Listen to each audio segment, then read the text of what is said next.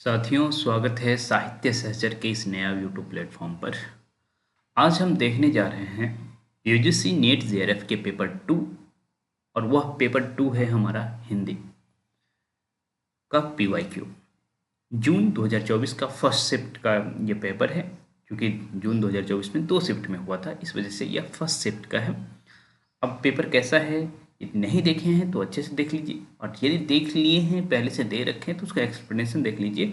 और साथ ही साथ मेरा 99.99 परसेंटाइल आया था, तो कैसे आ गया था, मेरा क्या अप्रोच था, उस अप्रोच को भी देखेंगे आप लोग, तो आपके लिए बहुत आसान हो जाएगा। एलिमिनेशन हम किस तरह से लगाते हैं, किस पॉइंट को हम देखते हैं, इन सारे एस्पेक्ट्स को हम देखेंगे। तो चलिए हमारे साथ बने रहिए। पीवाईक्यू 2 बार देखा जाना चाहिए कम से कम। एक, जब आप तैयारी शुरू करते हैं ना, उससे पहले देख लीजिए, और उसके बाद पीवाईक्यू उस समय देखना चाहिए जब आपका तैयारी कंप्लीट हो जाए। और तैयारी कंप्लीट होने का मतलब यह नहीं है कि पूरा का पूरा सिलेबस आप कंप्लीट कर लें, बिल्कुल नहीं। आप एक यूनिट देख रहे हैं तो उस यूनिट से संबंधित जो भी प्रश्न आए हुए हैं उन सारे प्रश्नों को देख लीजिए। दूसरे यूनिट पर है, फिर उससे संबंधित जो भी प्रश्न आए हुए हैं उनको देख लीजिए। उसके बाद जब इस तरह से देखते देखते देखते देखते आपका पूरा सिलेबस कंप्लीट होगा, तो अब आपकी जिम्मेवारी बनती है कि पूरा का पूरा पीवाईक्यू एक बार देख लीजिए। तो इस तरह से 3 राउंड की तैयारी होती है, और 3 राउंड की तैयारी आप इस तरह से करेंगे तो आपका भी 99.99 परसेंटाइल आ सकता है ना। हमारे समय में हमारा 114 सही हुआ था, 114 क्वेश्चन। ओके, और कट ऑफ वही 95-96 के आसपास गया था, भी जनरल कट ऑफ की बात कर रहा हूँ। तो आप समझ सकते हैं कि किस तरह से हम लोग अप्रोच किए थे कि इतना अधिक नंबर आ गया। ओके, तो उसी अप्रोच को हम ध्यान में रखते हुए आज का सेशन शुरू करने जा रहे हैं। तो चलिए हमारे साथ बने रहिएगा। ओके, हम देखिए, आपको बहुत सारी किताबें मिल जाएंगी पीवाईक्यू से संबंधित, बहुत ज़रूरी है किताबें, लेकिन अप्रोच समझने के लिए आपको यह वीडियो देखना चाहिए। चलिए अब हम शुरू करते हैं, बहुत समय आपका नहीं लेंगे हम। कह रहा है, भारतवर्ष की उन्नति कैसे हो सकती है, सूची 1 और सूची 2 को मिलाइए। ओके, तो ये भारतवर्ष की उन्नति कैसे हो सकती है, यह निबंध किनका है ये बता सकते हैं, आपके सिलेबस में लगा हुआ है। और नेट की खासियत ये रहती है कि लगभग वो सारे प्रश्न पूछे जाते हैं जो आपके सिलेबस में है ना।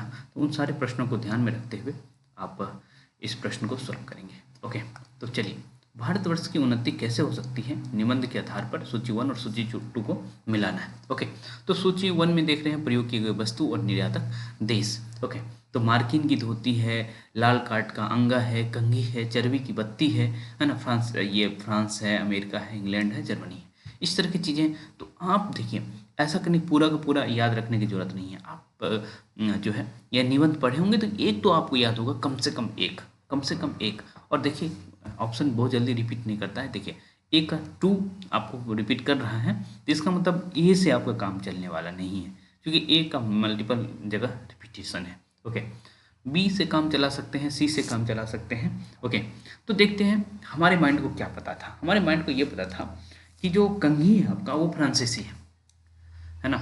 सी का एक, ओके, सी का एक हमें, हमारे माइंड को अच्छे से पता है कि हमारा ये कंघी है। ओके, कंघी फ्रांसीसी है, ये हमारे माइंड को पता है। तो क्या सी का एक से हमारा काम चल सकता था, है ना, नहीं चल सकता था। ओके, तो यहाँ अब सी का एक देख पा रहे हैं और सी का एक, तो एक और चाहिए आपको। थोड़ा सा मैं इसको बोल्ड कर देता हूँ, थिकनेस कम हो गया बहुत ज़्यादा पेन का, है ना, तो इसको मोटा कर दे रहा हूँ। तो एक तो पता चल रहा है हमारा आंसर या तो बी होगा या आंसर डी होगा, ये तो पता चल रहा है। ओके, 2 ऑप्शन अपने आप एलिमिनेट हो गया। अब देखिए हम और कौन सा पकड़ें।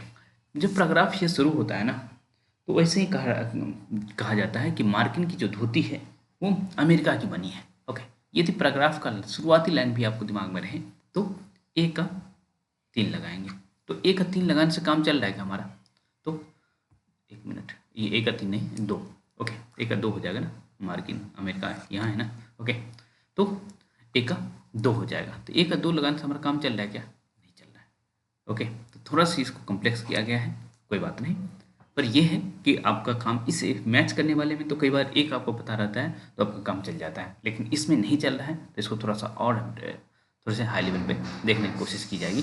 ओके, तो हो गया आपका लाल कट का अंगा जो है ना, लॉकलाट, लॉकलाट का अंगा जो है वो इंग्लैंड का है। तो इसको अब दिमाग में रखेंगे तो बी का 3 हो जाएगा। बी का 3 यहाँ है, तो यहाँ देखता हूँ बी का 3 हो गया, ए का 2 और सी का 1 आपने हमें पहले से याद था, और डी का 4 याद रखें न रखें कोई दिक्कत नहीं है। ओके, तो डी का 4 आप याद रख लेंगे तो आपका काम हो जाएगा। तो अब देखिए इसका यूज कहाँ होगा। मान लीजिए कि अब ये तो मैच करने के रूप में आया था, ये भी हो सकता है कि नेक्स्ट टाइम प्रश्न यही आ जाए, लेकिन इसमें से 1 या 2 स्टेटमेंट के फॉर्म में आ जाए कि कंघी जो है ना फ्रांसीसी यूज करते थे, चर्बी की बत्ती जो है वो जर्मन थे, है ना, या फिर लॉकलाट का अंगा जो है इंग्लैंड का है, कंघी जो है फ्रांसीसी है, मार्किन की धोती अमेरिकन है। ओके, तो इस तरह की चीज़ें आप देख सकते हैं, इसे दिमाग में रख सकते हैं। ये आपका पहला प्रश्न था। ओके, तो इसका उत्तर कौन सा हो जाएगा? पहले प्रश्न का उत्तर बी हो जाएगा, है ना। पहले प्रश्न का उत्तर बी हो जाएगा। ये पीडीएफ ऐप पर डाल दिया जाएगा। ओके, तो ऐप पर आप लोग देख सकते हैं। दूसरे नंबर का प्रश्न देखते हैं क्या है। ओके, ये थोड़ा सा आपको परेशान करने वाला प्रश्न है। निम्नलिखित राजनीतिक घटनाओं को पहले से बाद के क्रम में लगाइए। ओके, तो पहले के बाद के क्रम में लगाना है अखिल भारतीय हिंदू महासभा का पहला अधिवेशन, अखिल भारतीय मुस्लिम लीग की स्थापना, सार्वजनिक गणपति पूजा का आरंभ, और एक और डी ऑप्शन में, डी में क्या है, अच्छा डी और ई तक है, असहयोग आंदोलन का आरंभ और बंग विभाजन की घोषणा। तो 5 ऑप्शंस हैं आपको। और देखिए क्वेश्चन कॉम्प्लेक्स हो जा रहा है ना, बहुत कॉम्प्लेक्स हो जा रहा है, और इसको सीरीज में लगाना अपने आप में बड़ी मुश्किल काम है, लेकिन हम करेंगे, ठीक है। और ऐसा नहीं कि आपको एग्जैक्ट आना चाहिए, यहाँ भी कुछ ना कुछ आपका तरकीब बनता है। ओके, आपको क्या याद है? सबसे पहले कुछ तो याद होगा, है ना। हमको देखिए सबसे आसान ये था याद रखना कि हम गणपति पूजा जो आरंभ हुआ था पूना में, ओके, और किसके द्वारा आरंभ हुआ था ये आप मुझे बता देंगे तो मुझे अच्छा लगेगा।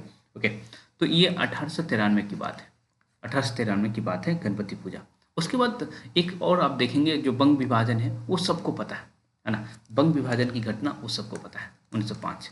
ओके, और साथ ही साथ असहयोग आंदोलन भी सबको पता रहता है 1920। ओके, उसके बाद क्या नहीं पता है? मान लीजिए अखिल भारतीय मुस्लिम लीग की स्थापना भी मुझे लगता है कि पता रहता है, क्योंकि हमने बताया है, हमने हिस्ट्री में आपको बताया है ना, तो आप याद रखे होंगे तो आपको आसान हो जाएगा। तो देखिए अखिल भारतीय हिंदू महासभा का पहला अधिवेशन, मान लीजिए मुझे नहीं पता है, ऑब्वियसली मान के चलिए मुझे नहीं ही पता था। ओके, क्या हम इस आधार पर कर सकते थे? क्या हम हमारे पास जितना इन्फॉर्मेशन था उस आधार पर कर सकते थे या नहीं कर सकते थे? ओके, तो उसको देखते हैं। तो देखिए हम ये अखिल भारतीय हिंदू महासभा का पहला अधिवेशन ये कहाँ होगा उसका छोड़ देते हैं, हम कहाँ होगा नहीं होगा नहीं जानते, लेकिन हमें जितना आइडिया है उस आधार पर देखते हैं कि क्या होगा। तो सबसे पहला हमारे अकॉर्डिंग सी होना चाहिए, सबसे पहला हमारे अकॉर्डिंग सी होना चाहिए।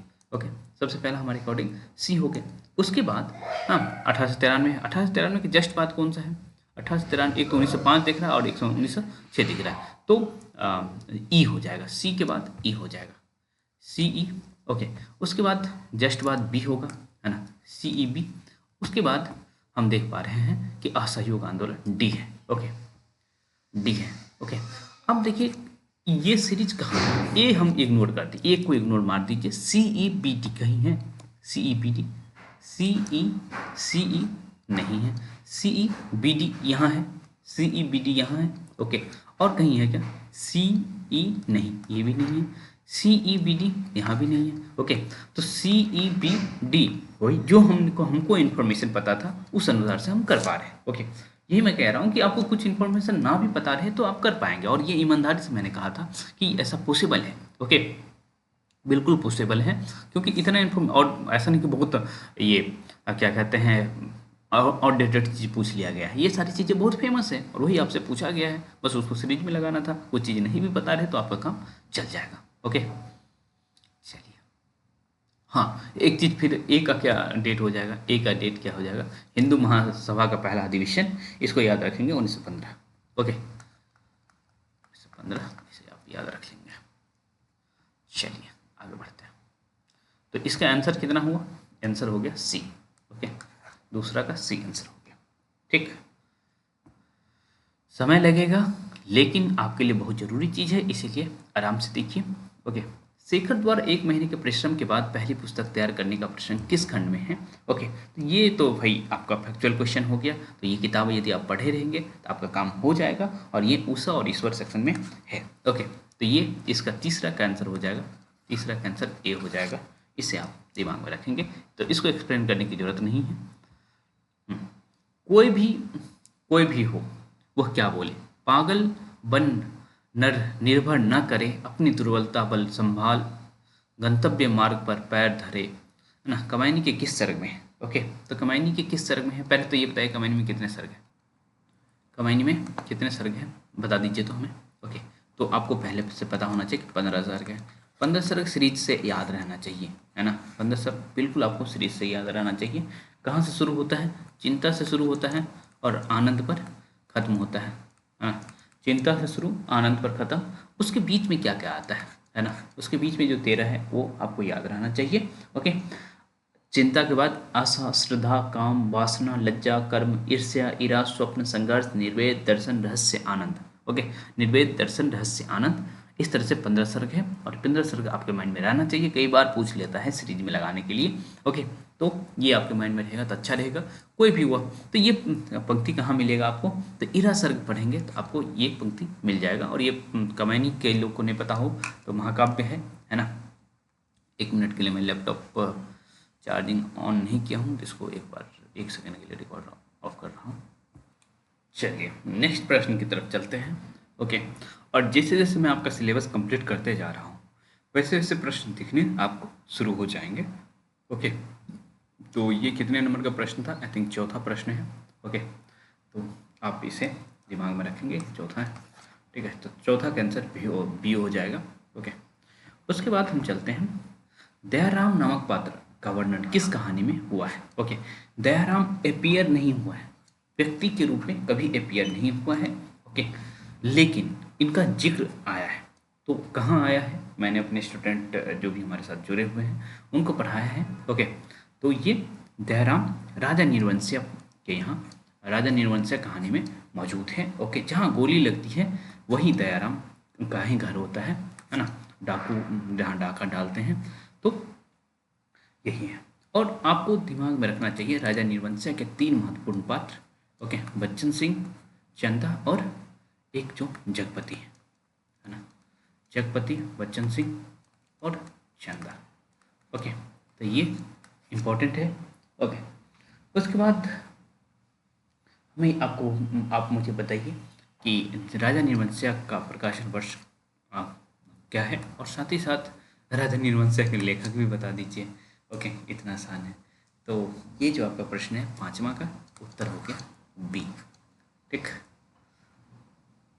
चलिए नेक्स्ट प्रश्न की तरफ चलते हैं, छठे प्रश्न की तरफ। बलरामपुर नामक स्थान का उल्लेख किस कहानी में हुआ है? ओके, और राजा निर्वंशिया, लालपान की बेगम, आकाशदीप और मारे गए गुलफान, ये सारा है। ओके, तो आपको याद रखना है ना, जो नाच देखने वाला जगह था लालपान की बेगम में, यही बलरामपुर था। ओके, तो नाच देखने वाला जगह है ना बलरामपुर ही है। सारे लोग बलरामपुर में ही नाच देखना चाह रहे थे। ओके, तो लालपान की बेगम, तो लालपान के बेगम के लेखक कौन है? रेणु जी हैं, फणीश्वरनाथ। रेणु को मैंने फेनू लिख दिया, वो हमारे माइंड में चल रहा था फणीश्वरनाथ रेणु, तो ये हो गया फेनू। ओके, खैर, तो लालपान की बेगम आप याद रखेंगे। ओके, वहीं आपको ये चीज़ देखने को मिलेगा। ठीक, तो इसका उत्तर हो गया बी। काफ़ी उत्तर नहीं हो रहा है, लगातार बी हुए जा रहा है। ओके, चलिए नेक्स्ट प्रश्न की तरफ चलते हैं। ये आपका छठा प्रश्न था, है ना। अब 7वें प्रश्न की तरफ चलते हैं। ओके, 7वें प्रश्न, प्रत्येक वस्तु की निर्भरता चूंकि प्रौद्योगिकी पर होगी, इसलिए विकसित एवं विकासशील समाजों के मध्य दूरी कम नहीं होगी वरन बढ़ेगी। उक्त मंतव्य किस विचारक के वक्तव्य हैं? ओके, तो ये किसके वक्तव्य हैं, इसको आप थोड़ा सा दिमाग में रख सकते हैं। हालांकि जो है आपसे कुछ प्रश्न छोड़ने के लिए भी आता है या गलत करने के लिए भी आता है। ओके, नहीं पता तो कुछ प्रश्नों में तुक्का मार दीजिए और गिनते चलिए कि आप कितने नंबर का तुक्का मार रहे हैं। मान लीजिए कि यहाँ तुक्का मारा जा रहा है, ठीक है ना। कई बार ऐसा होता है कि आपको नहीं पता रहता है, कोई नहीं, मैं यही कहता हूँ, अपने स्टूडेंट से भी कहता हूँ कि 80 आप सही कर लीजिए। हालांकि आप 30 + 70 का भी टारगेट रखेंगे ना तो आपका काम चल जाएगा। हाँ, पिछले बार का प्रश्न जो था बहुत आसान था, इस वजह से कटअप थोड़ा सा हाई गया था। हाँ, यदि फिर भी आप नॉर्मली 100 स्कोर करते हैं तो आपका काम होगा, चेयर अप आप हो सकते हैं पॉसिबली, है ना। और नेट तो कोई रोकेगा ही नहीं 100 पे, ठीक है। तो आप लियोतार्द, है ना, तो तुक्का नंबर 1 मान के चलिए कि ये था, ठीक है। मान लीजिए आप लोग को नहीं याद होगा तो तुक्का नंबर 1 था आपका, ठीक है। तो इसका आंसर लियोतार्द होगा, ओके। तो इनकी जो रचनाएं हैं, the post modern condition, a report on knowledge, है ना, the post modern condition, a report on knowledge, तो ये हैं। तो इनको आप दिमाग में रखेंगे इस स्टेटमेंट को, क्या पता कभी फिर से रिपीट हो जाए, है ना। तो इसका आंसर 7 का ए हो जाएगा, 7 का आंसर हो जाएगा ए, ओके। हम 8वें प्रश्न की तरफ चलते हैं। राम की शक्ति पूजा की विशेषताओं के बारे में बताना है, ओके। तो पहला, और मतलब पहले एक बार प्रश्न देख लेते हैं, ओके। इसका मूल स्रोत कृतवास का बांग्ला रामायण है, ओके। शक्ति पूजा के प्रसंगों में राम की पराजय का कहीं भी उल्लेख नहीं है। अन्याय जिधर है शक्ति उधर ही होनी चाहिए, ओके, ये होनी चाहिए। पूरी कविता में अंधकार प्रकाश का द्वंद्व युक्त निरंतर चलते रहता है। यह कविता निराशा का महिमा मंडन नहीं करती है। तो देखिए, हमें दो स्टेटमेंट को, मतलब स्ट्रेट फॉरवर्ड सही लग रहा है। वो ये कि इसका मूल स्रोत कृतवास का बांग्ला रामायण है। वास्तव में कि बांग्ला रामायण के आधार पर ही ये राम की शक्ति पूजन लिखा गया है। तो बांग्ला रामायण किसने लिखा है? कृतवास ने लिखा है। तो पहला स्टेटमेंट तो सही है, ये सही है। दूसरा डी, है ना, दूसरा हमें डी बिल्कुल सही नजर आ रहा है, ओके। तो अंधकार में प्रकाश का द्वंद्व निरंतर चलते रहता है, ये भी मुझे सही आ रहा है। मान लीजिए आपको नहीं आ रहा है, लेकिन ये जो स्टेटमेंट मैंने हंस के पढ़ा था ना कि अन्य जिधर है शक्ति उधर ही होनी चाहिए, हाँ, ये स्टेटमेंट कभी भी मतलब कविता में लाइन है अन्य जिधर है उधर शक्ति, है ना। तो जिधर अन्याय है उधर शक्ति है, होनी चाहिए वाली बात नहीं है, ये अपने मन से जोड़ दिया गया है, ओके। ये स्टेटमेंट सी जहाँ जहाँ है उस ऑप्शन को एलिमिनेट कर दीजिए और ए और डी साथ में है उसको लगा दीजिए, है ना। और देखिए, आपको कुछ भी नहीं पता होता तो भी आप ये क्वेश्चन सही करते। मैंने सी ऑप्शन हंस के पढ़ा था। देखिए, सी यहाँ है खत्म, सी यहाँ है खत्म, सी यहाँ है खत्म। क्या आपको कुछ याद होने की जरूरत थी? है ना, सिर्फ सी के एलिमिनेशन से ये क्वेश्चन सही हो जा रहा है, ओके। तो आप समझिए कि थोड़ा सा भी आप कॉमन सेंस लगाएंगे तो क्वेश्चन सही हो जाएगा। तो ये हो रहा है, ऐसा नहीं कि पहली बार हो रहा है, ये बहुत सारे प्रश्नों में देखेंगे आप, है ना। तो इस तरह से ये 8वां का आंसर हो जाएगा बी, ओके। राम की शक्ति पूजा का प्रकाशन वर्ष क्या है ये मुझे आप बताएंगे, और किस संग्रह में है राम की शक्ति पूजा, निराला के किस संग्रह में है ये मुझे ये भी बताएंगे, ओके। और मैंने आपको पढ़ाया है, जो बच्चे हमारे साथ बीपीएससी टीआरई 4 के लिए जनवरी से जुड़े हैं उनको भी पढ़ाया है, और जो नए बच्चे जुड़े हैं नीट जेआरएफ के लिए उन्हें पढ़ाया जाएगा, लेकिन उन्हें रिकॉर्डेड फॉर्म में दे दिया गया है, ओके। और लाइव भी पढ़ाया जा रहा है बहुत सारी चीज़ें। तो आप भी जुड़ना चाहें तो जुड़ सकते हैं, ओके। साहित्य सहचर ऐप पर मौजूद है क्लासेज। नहीं जुड़ना चाहेंगे तो कोई बड़ी बात नहीं है, आप खुद से पढ़िए, है ना। लेकिन कोशिश करिए कि जेआरएफ हो जाए, ओके, क्योंकि जेआरएफ का बहुत फायदा होता है, मैं देख रहा हूँ ना, ओके। फिनेंशियल लेवल पे हो, मार्क्स लेवल पे हो, इच्छित लेवल पे हो, बहुत सारी चीज़ें हैं, ठीक। चलिए, तो अब हम 8वीं से 9वीं प्रश्न की तरफ शिफ्ट होते हैं, ओके। 9वें प्रश्न, काव्य भाषा के संदर्भ में वर्षवत के उपयुक्त कथन। और मुझे बहुत, जब मैं नीट जेआरएफ की तैयारी कर रहा था, है ना, उस समय वर्षवत मुझे काफ़ी पसंद आए थे और मैं खुद से आराम से पढ़ गया था, इतने अच्छे लगे थे, है ना।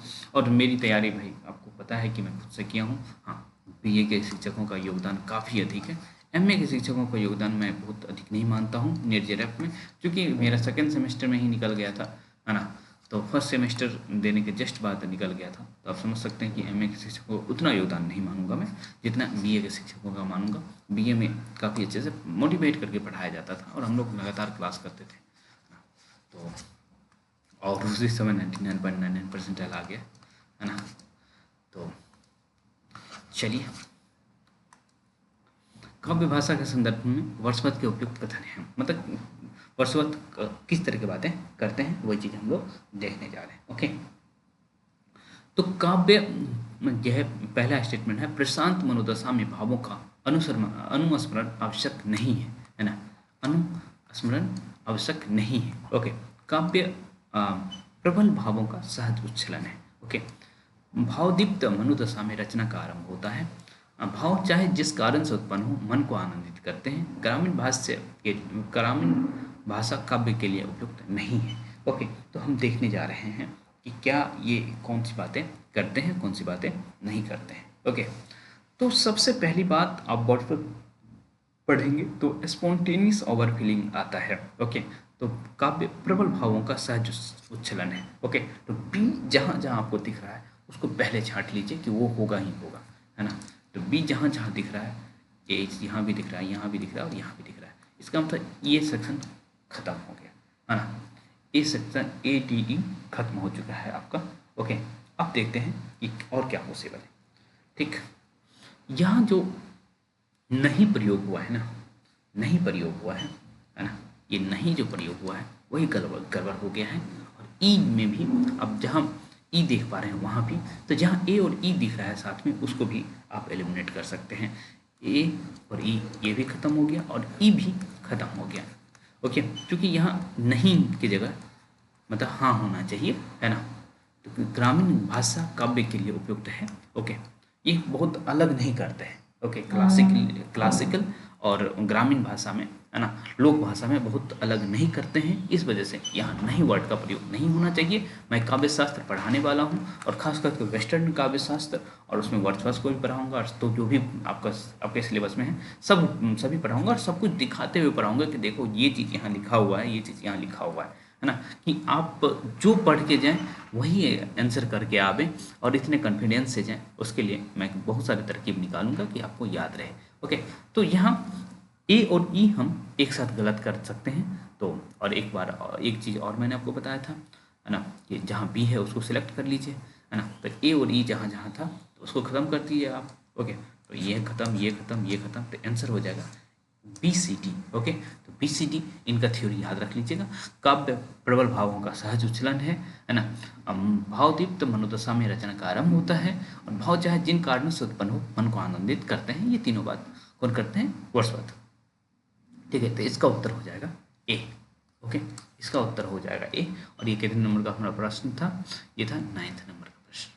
अब 10th प्रश्न की तरफ चलते हैं। 10th प्रश्न की तरफ चलते हैं। सिपालगंज के बारे में किसे ऐसा लगने लगा है कि महाभारत की तरह जो कहीं नहीं है वो यहाँ है और जो यहाँ नहीं है वो कहीं नहीं है। ओके, तो ये स्टेटमेंट किसका पॉसिबल है? ओके, तो ये आप दिमाग में रखेंगे, ये जो मेन कैरेक्टर है ना, रंगनाथ, उसी का ही है। ओके, तो ये कब का ये जो आप देख पा रहे होंगे, सिपालगंज कहाँ का गांव है? तो सिपालगंज किस उपन्यास का गांव है? तो ये राग दरबारी का है। और राग दरबारी का कब लिखा जाता है ना? राग दरबारी उपन्यास 1968 में लिखा जाता है। ओके, और भी इनके कैरेक्टर्स आप याद रखेंगे, जो एक तो ऑप्शंस में आपको कैरेक्टर्स दिए हुए हैं, बद्री, बैदजी, रंगनाथ, रूपन बाबू, और भी कुछ कैरेक्टर, लंगर, है ना, रामाधीन, कालिका प्रसाद, ये सारे इनके कैरेक्टर्स हैं। इन्हें दिमाग में आप रख सकते हैं। ओके, चलिए नेक्स्ट प्रश्न की तरफ चलते हैं। तो इसका उत्तर 10 का क्या हो जाएगा? सी हो जाएगा। ठीक है, 10 का सी हो जाएगा, इसे दिमाग में रखेंगे। वीडियो लंबा होगा मुझे पता है, लेकिन यही है कि आपके लिए ज़रूरी वीडियो है, इस वजह से इसको अच्छे से आप लोग देखेंगे। इस सौंदर्य के सामने जीवन के सभी सुविधाएं है। इसे आंखों में प्राप्त करने के लिए जीवन भर का समय भी पर्याप्त नहीं है। ओके, तो ऐसा स्टेटमेंट कौन देती है? ओके, मैंने देती है। तो इसमें देखिए 2 पात्र हैं, मल्लिका और प्रियंका मंजरी स्त्री है, कालिदास और विलम पुरुष है। ओके, और मुझे पता है कि ये प्रियंका मंजरी का स्टेटमेंट है। ओके, जब वो आती है तब की बात है कि इस सौंदर्य के सामने जीवन की सब सुविधाएं है, इसे आंखों में व्याप्त करने के लिए जीवन भर का समय भी पर्याप्त नहीं है। तो ऐसा स्टेटमेंट प्रियंका मंजूरी दे रही है, इसे आप दिमाग में रखेंगे। और आषाढ़ का एक दिन नाटक आप जरूर पढ़िए, मज़ेदार नाटक है। मैं बीए में बीए फर्स्ट ईयर का जब स्टूडेंट था उसी समय में पढ़ गया था और इतना आश्चर्यचकित हुआ था कि आखिर ख़त्म क्यों हो गया यह नाटक, है ना। और उसी वजह से देखिए नाटकों पे ही रिसर्च हो रहा है मेरा। नाटक इतना हमारे लिए महत्वपूर्ण हो गया था उसी समय से। ओके, उसके बाद हम देखते हैं नेक्स्ट प्रश्न की तरफ चलते हैं। आषाढ़ का एक दिन जरूर पढ़िएगा आप लोग, है ना। और ये कालिदास कौन है और विलोम कौन है? दोनों मल्लिका को चाहते हैं, मल्लिका के प्रेमी हैं विलोम और कालिदास दोनों, है ना। बाद में क्योंकि कालिदास इससे शादी कर लेता है, राजपाट के लोभ कहिए या जो भी कहिए, है ना, प्रेशर में कहिए, जो भी कहिए, है ना, तो फिर मल्लिका को मिल जाता है विलोम। हालांकि मजबूरी ही है ना। मल्लिका का विलोम के साथ जाना बहुत बड़ी मजबूरी है और बहुत बड़ी ट्रेजेडी है इस नाटक का। चलिए नेक्स्ट प्रश्न की तरफ चलते हैं। तो ये हमारा 10वां प्रश्न था, नहीं 11वां प्रश्न था, 11 का ए हो जाएगा। ओके 11 हमारा ए हो जाएगा, इसे आप याद रखिएगा। अब देखिए यहाँ भी मिलाने वाला आ गया। ओके तो राय साहब का कारकुन, सबसे बड़ा महाजन, बीमा कंपनी की दलाली, बैंक मैनेजर और शक्कर मिल के मैनेजिंग डायरेक्टर। ओके तो इसे आपको मैच करना है, तो कुछ ना कुछ जुगाड़ लगाना पड़ेगा। या फिर देखिए आप उपन्यास पढ़े हैं है ना, और आप लोग अभी तक पता हो जाना चाहिए कि ये किस उपन्यास की बातचीत कर रहे हैं हम लोग। ये गोदान उपन्यास है ना, और ये आपका 12 नंबर का प्रश्न है, गोदान उपन्यास से उठाया गया चीज़ें हैं। ओके तो राय साहब का कारकुन, ओके राय साहब का कारकुन कौन है ना, ये मिस्टर नोखेराम, मिस्टर ये पंडित नोखेराम है।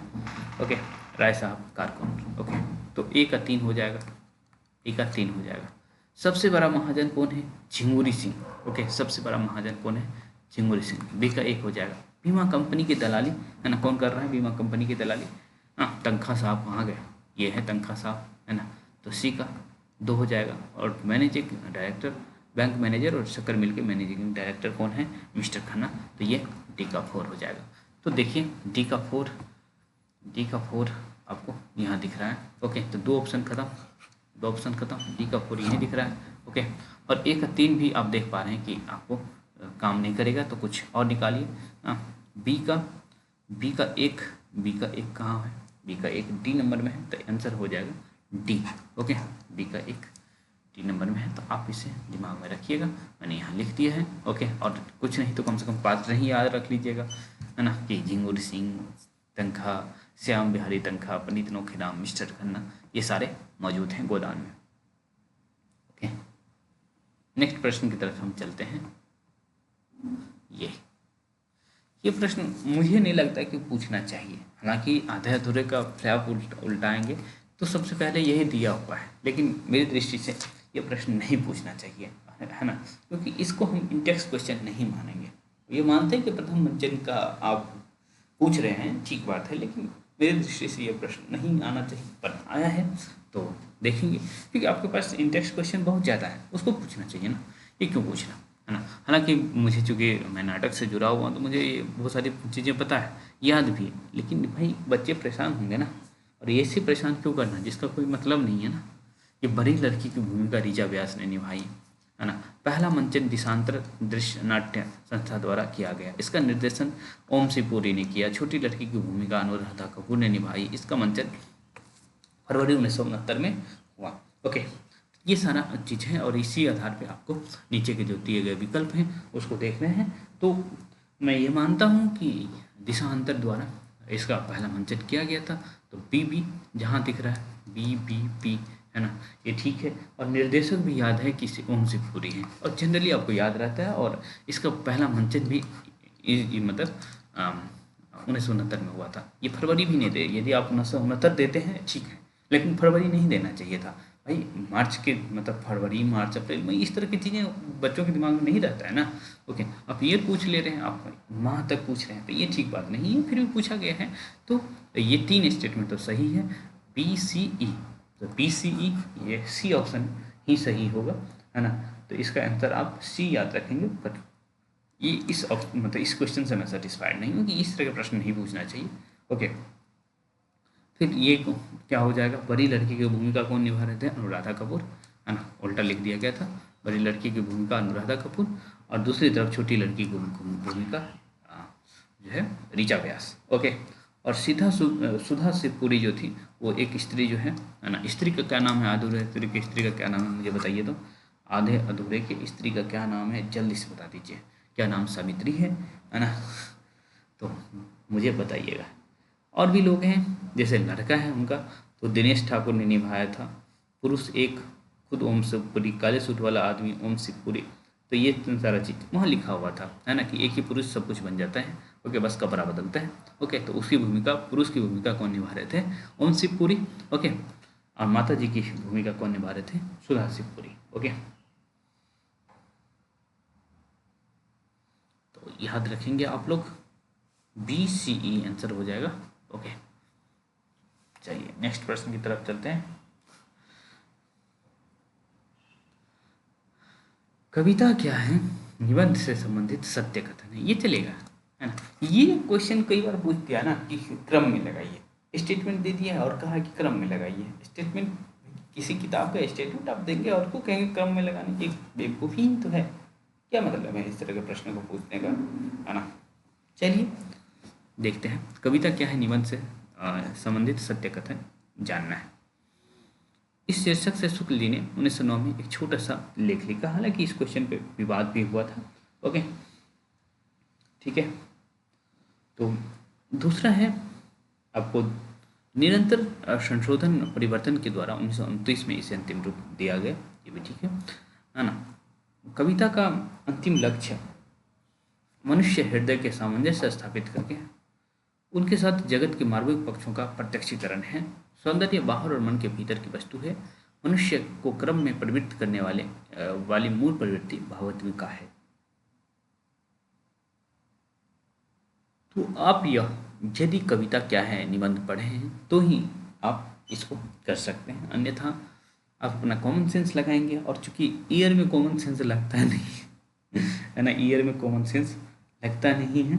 ओके, तो हालांकि ईयर काफ़ी प्रचलित रहा है, तो 1909 है ना, कहीं कहीं 1908 भी है, पर 1909 यहाँ आप रखेंगे, और 1929 में बाद में पूर्ण रूप से प्रकाशित हुआ था। तो ये तो स्टेटमेंट ए भी तो सही ही है। ओके, ए भी आपका सही ही। ओके, उसके बाद डी और ई की बात रही, ए भी ये खत्म, ये खत्म, डी और ई में कौन सा सही है ना, देख लेते हैं। सौंदर्य बाहर और मन के भीतर की वस्तु है, बाहर और मन के भीतर की वस्तु है। शुक्ल जी इस तरह की बातें क्यों करेंगे, लेकिन ई वाली बात शुक्ल जी करते हैं। मनुष्य को कर्म में परिवर्तित करने वाली मूल प्रवृत्ति भावात्मिका है। ओके, तो ई भी ई सही हो जाएगा, इसका मतलब ऑप्शन ए सही हो गया इसका। ओके, ऑप्शन नंबर ए इसका सही हुआ, इसको दिमाग में रखें। ओके, ध्रुव स्वामी नाटक में ध्रुव स्वामी के संवादों को पहले से बाद के क्रम में लगाइए। इस तरह के क्वेश्चन को मैं चाहूँगा कि आप इग्नोर करेंगे, है ना।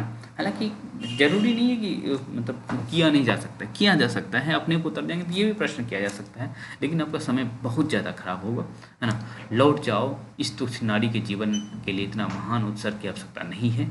ओके, तो ये बहुत बात का स्टेटमेंट पॉसिबल है। चंदे तुम मुझे दोनों ओर से नष्ट ना करो, है ना चंदे यहाँ से लौट जाने पर भी क्या मैं गुप्त कुल के अंतपुर में रहने में क्या है रहने पाऊंगी।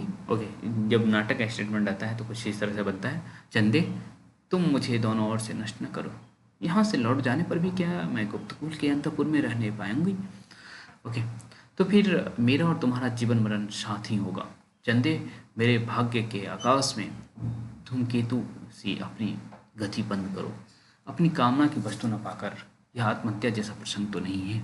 ओके, तो इस तरह के ऑप्शन मतलब विकल्प आपको दिए हुए हैं और ये आपके ऑप्शन है। ओके, तो आप इसे कैसे लगाएंगे बताइए। ओके, तो चलिए देखते हैं। ठीक, देखिए जनरली इस तरह के प्रश्न को मैं चाहूँगा, मैं इग्नोर करता या बहुत बाद में करता। क्यों अपना समय लगाते हैं इस पर, क्योंकि हमारे पास हमको 20 प्रश्न गलत करने हैं, तो 20 प्रश्न का ये प्रश्न गलत होना पॉसिबल है। ओके, एक मिनट, एक कॉल आ रहा है, मैं थोड़ा सा रिसीव कर लेता हूँ। ओके, तो कन्वर्सेशन एंड। अब चलते हैं अगले प्रश्न की तरफ, और ये प्रश्न है ध्रुवसाम्नी नाटक में जो संवाद हुए हैं, है ना, तो वो भी ध्रुवसाम्नी के, तो उन संवादों को सीरीज में लगाना है, जो कि मुझे लगता है बकवास है, फिर भी पूछा गया है, तो देखते हैं कि क्या संभव है। कोई क्वेश्चन मैंने पढ़ दिया था। ओके, तो अब फिर से हम देखते हैं कि लौट जाओ, इस तुच्छ नारी के जीवन के लिए इतने महान उत्सर्ग की आवश्यकता नहीं है। तो ये जैसे ही जनगुप्त पहुंचा होगा उसी के जस्ट बाद का बोला गया स्टेटमेंट, ऐसा फील होगा आपको, है ना। यदि आप नाटक नहीं पढ़े हैं तो जाकर पढ़िए और आपको पता लग जाएगा कि ये इस तरह की बात है। तो सबसे पहले उसी को आना चाहिए था, है ना। तो ये देखिए यहाँ भी है और यहाँ भी है, ए के बाद या तो बी आएगा या ई आएगा। तो मैं देख लेता हूँ कि ए के बाद बी आना ज़्यादा सही रहेगा या ई आएगा। ओके, तो हम बी देखते हैं। चंदे तुम मुझे दोनों ओर से नष्ट न करो, है ना। यहाँ से लौट जाना जाने पर भी क्या मैं गुप्तकुल के अंतपुर में रहने पाऊंगी। और इधर है, अपनी कामना की वस्तु न पाकर यह आत्महत्या कैसा जैसा प्रसंग तो नहीं है। ओके, तो कहीं ना कहीं यहाँ चंद्र डिनाई किया होगा। ओके, तो फिर आपको पता चलेगा कि ये स्टेटमेंट पहले आना चाहिए और ये स्टेटमेंट बाद में आना चाहिए। ओके, तो या फिर 1 मिनट थोड़ा सा और दिमाग लगाना चाहिए मुझे लगता है ना। अपनी कामना की वस्तु न पाकर ये आत्महत्या जैसा प्रसंग तो नहीं है। चंदे, तुम मुझे दोनों ओर से नष्ट न करो। ओके, तो कहीं ना कहीं आप बी और ई, बी और ई। ओके, पहली बात तो मैं तो इग्नोर करता, इतना समय लगाता नहीं है ना, कि ये कौन याद रखता है कि किस सेंस में कहा गया है और किस सीरीज में कहा गया है। ओके, फिर भी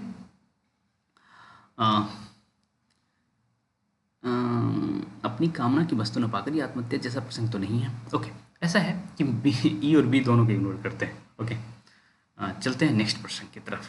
पॉसिबली तो मेरा और तुम्हारा जीना मरना साथ ही होगा। ये ऐसा नहीं फील हो रहा है कि कंक्लूजन लाइन है। ये बिल्कुल हमें फील हो रहा है कि कंक्लूजन लाइन है, और ये किताब आप पढ़ेंगे तो पता चलेगा। ओके, तो सी और सी, अच्छा कमाल है, जिसको एलिमिनेट कर रहे हैं वो दोनों जगह मौजूद है। ओके, तो चलिए, अब तो लगता है कि ई, बी और डी ये जो सीरीज है उसको अच्छे से देखना पड़ेगा। ओके, तो चलिए देखते हैं फिर से। अब सी लास्ट में आएगा और ए पहले आएगा, ये चीज़ पता लग रहा है, लेकिन बाद में फिर दिक्कत है। ओके, चलिए। चंदे, तुम मुझे दोनों ओर से नष्ट न करो। यहाँ से लौट जाने पर भी क्या मैं गुप्तकुल के अंतपुर में रहने पाऊंगा। और ई में कहते हैं, अपनी कामना की वस्तु न पाकर यह आत्महत्या जैसा प्रसंग तो नहीं है। ओके, तो अब किताब उल्टाना पड़ेगा। ओके, और किताब उल्टाने के बाद आप देखेंगे कि ये चीज़ सही है। Okay, A E B D C. Okay, A E B D C. Okay, और मैं कहूँगा कि इस तरह के प्रश्न पे आप अपना ज़्यादा समय मत लगाइएगा, पहले आपको जो आ रहा है वो करिएगा, है ना। कथन को सीरीज में लगाने के लिए आ जाए तो आप चुपचाप पहले इग्नोर करिएगा, है ना, कि इस प्रश्न को नहीं करना है। क्योंकि मैं यही कहता हूँ ना कि आपको 80 प्रश्न करना है ना, 20 प्रश्न गलत भी करना है, तो वैसे प्रश्नों में ये भी प्रश्न आएगा जिसे आप गलत करना चाहते हैं। इससे अधिक नहीं करेंगे, है ना। यदि आपका मैथ्स अच्छा है और फर्स्ट पेपर अच्छा जा रहा है तो आप 30 प्रश्न भी गलत कर सकते हैं। ओके, जैसे मेरा टारगेट था कि मैं 70 + 30 ही करूँगा, है ना, लेकिन ये हो गया 77 और ये हो गया 37, है ना, तब जाके 114 हो गया था, वो मसला अलग है ना। तो मेरा टारगेट ऐसा ही था। आप लोग का भी टारगेट यदि इस तरह का है तो कोई दिक्कत नहीं, या फिर इधर आप बढ़ा लीजिए। ओके, और हमारे मित्रों में बहुत सारे मित्र इस टाइप के थे, है ना, 80-20 टाइप के थे। ओके, हम इस टाइप के थे, 70-30 टाइप के थे। ओके, दोनों को पुराना 100 ही था। तो कुछ अपना हिंदी बहुत अच्छा कर रहे थे, चूँकि मेरा मैथ्स बहुत अच्छा था तो मैं अपना फोकस फर्स्ट पेपर पर ज़्यादा लगा रहा था। ओके, फिर भी बन गया 77 और 37, तब जाके हो गया 114। ओके, तो हम चाहेंगे कि आप इस सीरीज में इसको याद रखें, लेकिन वही कहेंगे कि ये सारे प्रश्न आपको इसलिए दिखाया जा रहा है कि आप जाके वो ध्रुव स्वामी पढ़ लीजिए, क्योंकि ध्रुव स्वामी बहुत छोटा सा नाटक है ना, तो उसे पढ़ा जा सकता है आराम से। ओके, और वैसे जो नीट जे के बच्चे हम हमारे साथ जुड़े हुए हैं, हाँ, तो उनको मैं अंडरलाइन करके, और या फिर हो सकता है कि नाटक पूरा का पूरा नाटक पढ़ा दूँ, और नाटक पढ़ाने का तरीका भी अपने तरीके का होगा। ओके, जिससे आपका मेन चीज़ आपके दिमाग में रह जाए, मेन स्टेटमेंट दिमाग में रह जाए, और स्टेटमेंट यदि देखेंगे तो सीरीज भी आपके माइंड में रहेगा। ओके, तो चलिए आगे चलते हैं। हाँ, मानस का हंस से संबंधित निम्नलिखित कथनों में सत्य कथन से जुड़े। ये बिल्कुल इस तरह के प्रश्न आप 100% अटेम्प्ट करेंगे। ओके, मानस का हंस लिखने का विचार नागर जी को महेश कौल के से बात करते हुए आया। ओके, तो भूमिका जो मानस का हंस का जो भूमिका आप पढ़ेंगे ना, तो उसमें ये चीज़ लिखा हुआ है, माना महेश कौल से आया, ऐसा लिखा हुआ है। ओके, उसके बाद है दोहाबली और गीतावली में तुलसी जी की जीवन झांकी खास तौर पर मिलती है, ये भी भूमिका से ही उठाया गया है। उपन्यास में तुलसी के जन्म स्थान के रूप में राजपुरा को चित्रित किया गया है, ये भी भूमिका में लिखा गया बाद में, हालांकि जो है शुरुआत भी होता है उपन्यास, तो कुछ इस तरह की बातें हैं। ओके, इस उपन्यास को लिखने से पहले नागर जी कवितावली और विनय पत्रिका खास तौर से पढ़ते हैं। ओके, तो हम देखते हैं कि क्या चीज़ सही होगा। ओके, तो देखिए, मानस का हंस लिखने का विचार महेश कौल से आया, ये चीज़ 100% श्योर है। ओके, तो ए ऑप्शन जहाँ भी है उसको सही मान लीजिए पहले। ओके, ए जहाँ जहाँ दिख रहा है आपको उसको सही मानिए। ओके, ए कहाँ कहाँ दिख रहा है, तो ए 2 ही जगह दिख रहा है ना। और देखिए इन दोनों में कॉमन सी है। ओके, तो इसको देखने की जरूरत नहीं है अब। तो अब देखते हैं बी और डी में कौन सा सही है, उसी के आधार पर हम चूज कर लेंगे कि क्या आंसर होगा। तो बी और डी में, ओके, ई को देखने की जरूरत भी नहीं है ना। रघुबर दास जी मूल गोसाई चरित्र के लेखक माने जाते हैं, इसको देखने की जरूरत नहीं है। ओके, हम कह रहे थे कि कॉमन जो नहीं है वो बी और डी है, तो बी और डी में देख लेते हैं कौन सा क्वेश्चन मतलब ऑप्शन जो है आपका गलत है, उसको देख लेते हैं। ओके, तो ये कौन सा सही है ये भी देख लेते हैं, दोनों में से कुछ भी देख लीजिए। तो देख लीजिए तुलसीदास के जीवन के, अच्छा बी और डी देखना है, सी तो देखना ही है, सी तो आपके पास है। ओके, और ये आप पढ़ेंगे ना, ये जब भूमिका पढ़ेंगे, भूमिका में स्पष्ट तौर पर लिखा हुआ है कि इस उपन्यास को लिखने से पहले नागर जी ने कवितावली और विनय पत्रिका पर खासतौर विनय पत्रिका को खासतौर पर पढ़ा है। ये बिल्कुल लिखा हुआ है, आपको भूमिका में दिखेगा। और मैं उपन्यासों का भी वो भूमिका पढ़ाने वाला हूँ। उपन्यासों से संबंधित जो तथ्य हैं, जो महत्वपूर्ण स्टेटमेंट्स हैं, वो सभी देखने वाले हैं। और यदि आपके पास समय है, दिसंबर वाला देना चाह रहे हैं ना, जून वाला ना देकर के दिसंबर वाला देना चाह रहे हैं, तो आप अभी से ही उपन्यास पढ़ना शुरू कर दीजिए कुछ कुछ, है ना, तो आपका काम आसान हो जाएगा। जैसे मेरा इतना कैसे सही हो गया, क्योंकि देखिए भले तैयारी आप 2 महीना में करते हैं, तैयारी आप 2 ही महीना में करते हैं, नेट एग्जाम की तैयारी उससे अधिक दिन में कोई नहीं करता है। हाँ, अब तैयारी 2 महीना में करते हैं, लेकिन उससे पहले बैकग्राउंड में कुछ न कुछ चल रहा होता है। जैसे हमारे बैकग्राउंड में चल रहा था, यही उपन्यास चल रहा था, कुछ कुछ छोटे जो नाटक थे वो चल रहा था, है ना, आत्मकथा चल रहा था, जो इस तरह की चीज़ है जिसे पढ़ने में काफ़ी समय लगेगा, वो चल रहा था, हम उसी समय से पढ़ना शुरू कर दिए थे। ओके, बाकी जो छोटे छोटे अंश हैं, हिस्ट्री है, पेपर 1 है, वो सब 2 महीने के अंदर में पॉसिबल है। ओके, तो डी सही है। ओके, तो डी जहाँ सही है उन दोनों में से उसको चूज कर लीजिए, तो डी इसमें सही है। ओके, डी इसमें मौजूद है, इसका मतलब ये उत्तर आपका सही हो जाएगा, ए सी डी। ओके, तो बी हो जाएगा उसका, इसका उत्तर। ओके, इसे दिमाग में रखेंगे आप। तो नेक्स्ट चलते हैं। बच्चन सिंह के अनुसार रामचंद्र शुक्ल की सीमाओं का उद्घाटन सर्वप्रथम किस आलोचक ने किया? तो ये मुझे लगता है बहुत आसान प्रश्न है। ओके, तो ये काम नंद दुलारी वाजपेयी ने किया था, तो ये बहुत ही आसान प्रश्न है, तो इसको हम, और कभी कभी इस तरह के प्रश्न दिए जाते हैं, आसान प्रश्न। ठीक, नेक्स्ट चलते हैं। जितना ग्राम गीत शीघ्र फैलते हैं, है ना, जितना काव्य को संगीत द्वारा सुनकर चित्त पर प्रभाव पड़ता है, उतना साधारण शिक्षा से नहीं होता। यह कथन किस लेखक का है? ओके, तो यह कथन आपका किस लेखक का है? ऑप्शन में देख लेते हैं, सी प्रसाद सिंह है, राधा कृष्ण दास है। ओके, उसके बाद हमारा ऑप्शन है, अच्छा ऑप्शंस कुछ कट हो गए हैं, लेकिन इसमें ऑप्शंस हैं भारतेंदु और Pratap Narayan Mishra. Okay, option C Bharatendu है। ओके, तीसरा ऑप्शन है प्रताप नारायण मिश्र। ओके, ये ऑप्शन किसका है? तो ये ऑप्शन आप दिमाग में रखेंगे, भारतेंदु जी का है। ओके, जितना ग्राम गीत सीधे फैलते हैं, जितना काव्य को संगीत द्वारा सुनकर चित्त पर प्रभाव पड़ता है, उतना साधारण शिक्षा से नहीं होता है। तो ऐसा कौन कहते हैं? भारतेंदु अपने कवि वचन सुधा में लिखते हैं। ओके, चलिए नेक्स्ट चलते हैं। जब आप अपने को राजनीतिक अधिकारों की तुला पर कमजोर पाते हैं, तो आप सामाजिक व्यवस्था भी अच्छी नहीं बना पाते हैं। ओके, तो राजनीतिक अधिकारों की तुला पर कमजोर पाते हैं, तो अपनी सामाजिक व्यवस्था भी अच्छी नहीं कर पाते हैं। जब तक आपकी सामाजिक व्यवस्था तर्क और न्याय पर आधारित नहीं है, तब तक आप राजनीतिक अधिकारों का उपयोग करने के योग्य नहीं हो सकते। यह कथन किस समाज सुधारक का है? ओके, यह कथन, ओके, तो वैचारिक पृष्ठभूमि में इस तरह की चीज़ आप पढ़ेंगे। ओके, और यह कथन है महादेव गोविंद रानडे का। ओके, ये याद रख सकते हैं आप।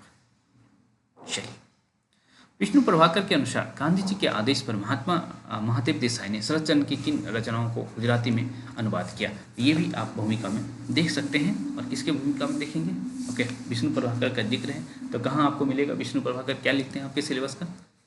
ओके, आवारा मसीहा शरद चंद्र की जीवनी लिखते हैं। ओके, तो किस किस का अनुवाद करते हैं ये महादेव देसाई। ओके, विष्णु प्रभाकर के अनुसार गांधी जी के आदेश पर महादेव देसाई किन की रचनाओं का अनुवाद करते हैं गुजरात में? शरद चंद्र की कौन सी रचना अनुवाद करते हैं? ओके, तो भूमिका में आपका मिल जाएगा। ओके, तो ये विराट भोग का करते हैं, हाँ, राम की सुमति का करते हैं, और मजली दीदी का करते हैं। ओके, याद रखेंगे आप। ठीक, चलिए नेक्स्ट प्रश्न की तरफ चलते हैं। और आपको ये भूमिका पढ़नी चाहिए, और ऐसे तो कहूँगा कि अभी आवारा मसीहा पूरा पढ़ जाइए। ओके, कलम का सिपाही जीवनी लिखने में जीवनीकार को निम्नलिखित में किस स्रोत से मदद नहीं मिली। ओके, तो कलम का सिपाही कौन लिखते हैं बताइए तो मुझे, कलम का सिपाही जल्दी से बता दीजिए। क्योंकि क्योंकि जो है ये अमृत राय जी लिखते हैं और ये प्रेमचंद के लड़के हैं कलम का सिपाही। ओके, तो प्रेमचंद की डायरी, प्रेमचंद के पत्रों से, पुस्तक पत्रिकाओं में प्रकाशित संस्मरणों से, मुंशी जी की सर्विस बुक से, तो किससे नहीं मिलता है। ओके, तो ये आप दिमाग में रखेंगे, प्रेमचंद की डायरी से कुछ नहीं मिलता है, इनको सहयोग नहीं मिलता है। ओके, बाकी प्रेमचंद के पत्र और ख़ास करके ये जो जिस पत्र का संपादन करते हैं, ओके, किस नाम से करते हैं, चिट्ठी पत्री। ओके, चिट्ठी पत्री विशेष करके काफ़ी मदद मिलता है कलम की सिपाही लिखने में। चिट्ठी पत्री 2 भाग में है। ओके, और चूँकि जीवनी लिख रहे हैं तो संस्मरण काफ़ी आएगा ही, और दूसरी तरफ मुंशी जी की सर्विस बुक भी है। ओके, मुंशी मतलब मुंशी जी प्रेमचंद जी। ओके, सूची 1 और सूची 2 को मिलाना है, आलोचक और आलोचनात्मक ग्रंथ। ये तो ऐसे हो सकता है कि प्रश्न आपके लिए आसानी हो। ओके, क्योंकि एक तो मैच कराने वाला है। ओके, मैच कराने वाला ऑप्शन आप देख पा रहे हैं, और कुछ न कुछ आपके लिए थोड़ा सा आसान भी होगा। तो देखते हैं, शांति प्रिय द्विवेदी, हजारी प्रसाद द्विवेदी, बच्चन सिंह और इंद्रनाथ मदान। ओके, हिंदी साहित्य, हालांकि ये हिंदी साहित्य का इतिहास, हिंदी साहित्य का आदिकाल होगा या इतिहास, क्योंकि ये हिंदी साहित्य सीधा इसे लिख दिया है। ओके, देख लेते हैं, साहित्य का समाजशास्त्र और रूपवाद, आधुनिक कविता का मूल्यांकन, और युग और साहित्य। ओके, तो ये युग और साहित्य किसका है, युग और साहित्य। उसके बाद ये जो युग और साहित्य है ना आपका, शांति प्रिय द्विवेदी जी का है। ओके, और ये आपको आराम से सरस्वती पांडे भी मिलेगा, तो वो किताब भी बहुत महत्वपूर्ण है। ओके, सीधे सीधे वहाँ से भी प्रश्न आता है, ऐसा नहीं कि वहाँ से प्रश्न नहीं आता है। ओके, तो शांति प्रिय द्विवेदी, युग और साहित्य। हजारी प्रसाद द्विवेदी, ये कहीं ना कहीं मिस्टेक है, हिंदी साहित्य का आदिकाल होना चाहिए था, हिंदी साहित्य का आदिकाल। ओके, ये होना चाहिए था, तो ये बी का एक। बच्चन सिंह का कौन सा हो जाएगा, साहित्य का समाजशास्त्र और रूपवाद बच्चन सिंह लिखते हैं, और आधुनिक कविता का मूल्यांकन इंद्रनाथ मदान करते हैं। ओके, तो इस तरह से ऑप्शन हो जाएंगे। डी का 3, डी का 3 बी में दिख रहा है, और डी का 3 2 जगह दिख रहा है, तो आंसर या तो बी होगा या सी होगा। ओके, और एक आप निकाले थे, जैसे हजारी प्रसाद द्विवेदी का हिंदी साहित्य का आदिकाल, बी का 1 लगा दीजिए, बी का 1 दोनों जगह है। ओके, 1 का 4 है या हाँ 1 का 4 ए में यहाँ दिख रहा है, और अरे गजब, ऑप्शन बनाने वाले में क्या क्या कमाल किया है। ओके, बच्चन सिंह साहित्य का समाजशास्त्र, और सी का 2, तो सी का 2 सी नंबर में आ रहा है। तो इस तरह से आप ये याद रखेंगे। ओके, अच्छा ऑप्शन बनाया गया था इसमें। ओके, तो इसमें एलिमिनेट करना थोड़ा सा मुश्किल था आपके लिए। ठीक, तब कोई नहीं, आप किताब के नाम और आलोचकों का नाम याद रख लीजिए। ओके, शांति प्रिय द्विवेदी, युग और साहित्य, हजारी प्रसाद द्विवेदी, हिंदी साहित्य का आदिकाल, बच्चन सिंह साहित्य का समाजशास्त्र रूपवाद, और इंद्रनाथ मदान आधुनिक कविता का मूल्यांकन। ओके, नेक्स्ट प्रश्न है, सूची 1 और सूची 2 को मिलाना है। परीक्षा गुरु आप पढ़े हैं, ठीक है, नहीं पढ़े हैं तो पढ़ लीजिए। ओके, और वहाँ सभी का नाम लिखा हुआ है। ओके, प्रकरण 1 में आपको क्या दिखेगा, प्रकरण 1 में आपको दिख जाएगा सौदागर की दुकान, ठीक है, 1 का 2। प्रकरण 2 में क्या दिखेगा, अकाल में अधिक मास। प्रकरण 3 में क्या दिखेगा, संगति का फल। प्रकरण 4 में क्या दिखेगा, मित्र विलाप। ओके, कुल मिला के 41 प्रकरण है परीक्षा गुरु में, है ना। परीक्षा गुरु में 41 प्रकरण है, और क्या शुक्ल जी इसी को पहला उपन्यास मानते हैं, मुझे बताएंगे आप लोग। इसका प्रकाशन वर्ष 1882 है। ओके, ठीक, और इसको लिखने वाले सबको पता है, लाला श्रीनिवास दास जी हैं। ओके, तो ऐसे इस तरह के प्रश्न नहीं पूछना चाहिए, फिर भी पूछ लिया गया है, तो क्योंकि आप उपन्यास पढ़ेंगे तो कम से कम कुछ तो दिखाई देते रहता है, और शुरुआत की चीज़ें याद भी रहती है, बाद की चीज़ें भले भुला जाता है आपका, लेकिन शुरुआत की चीज़ें सब, जैसे प्रकरण 1 सबको याद होगा, सौदागर की दुकान 1 का 2, 1 का 2 देखिए 2 जगह फिर भी दे रखा है। ओके, और 4 का 1 मान के चलिए, 4 का 1, डी का 1 यहाँ भी गजब। ओके, तो फंसाने के लिए काफ़ी है। ओके, तो फिर प्रकरण 2 में अकाल में अतिमास। ओके, तो 2 का 3 हो जाएगा, तो बी का 3 यहाँ है, यहाँ नहीं है, इसका आंसर हो जाएगा सी।